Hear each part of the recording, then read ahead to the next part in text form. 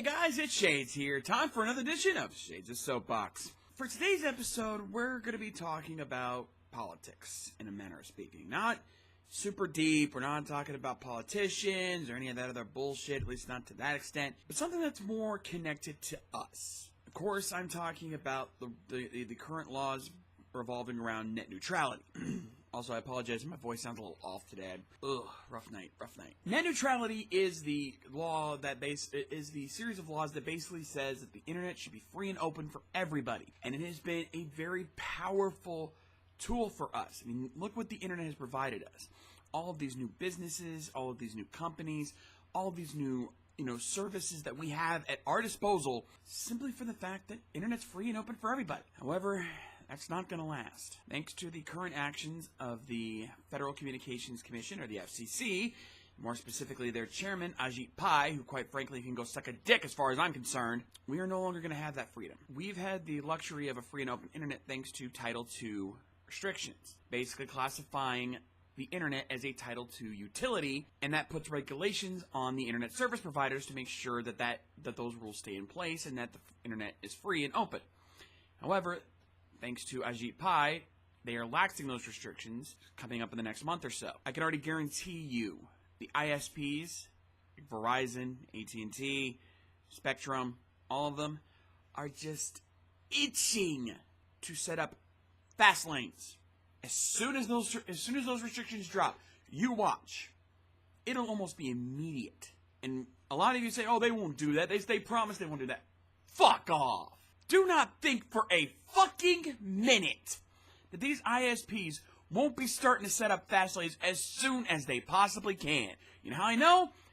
Before Title II was implemented on the internet, they were already doing it. They were already talking about setting up fast lane. There's evidence. And not only is there evidence that there's evidence of them strangleholding internet services like Netflix to pay extra in order to get that fast service. Basically, and again, there's proof of this. These internet service providers are just cackling with glee knowing that as soon as these restrictions drop, they're going to be able to strangle these internet services like Netflix, Hulu, YouTube, Google into paying out the ass.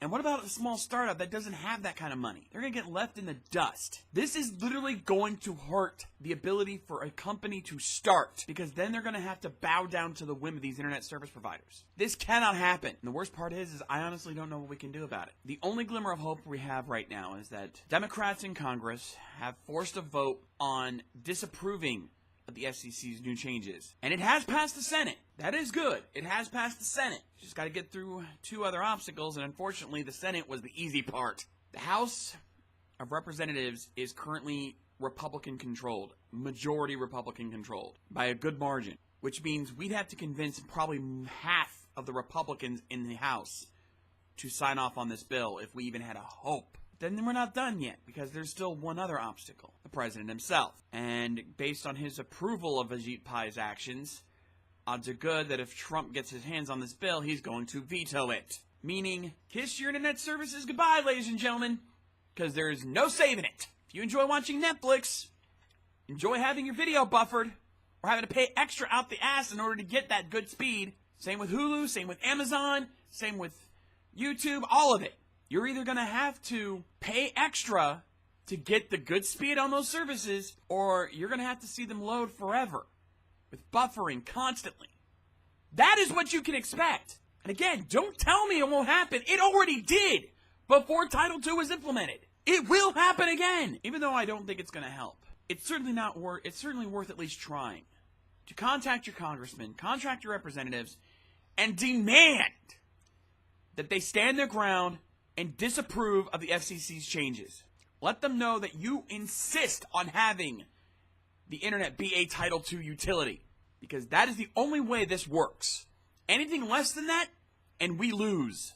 I mean, this could very well affect even this video right here. The very thing that I'm trying to do to get myself back in gear, I may get stifled before I even get a chance, because half my audience won't be able to watch me on YouTube. Even big creators are going to face that problem. What it's going to mean for smaller creators like myself?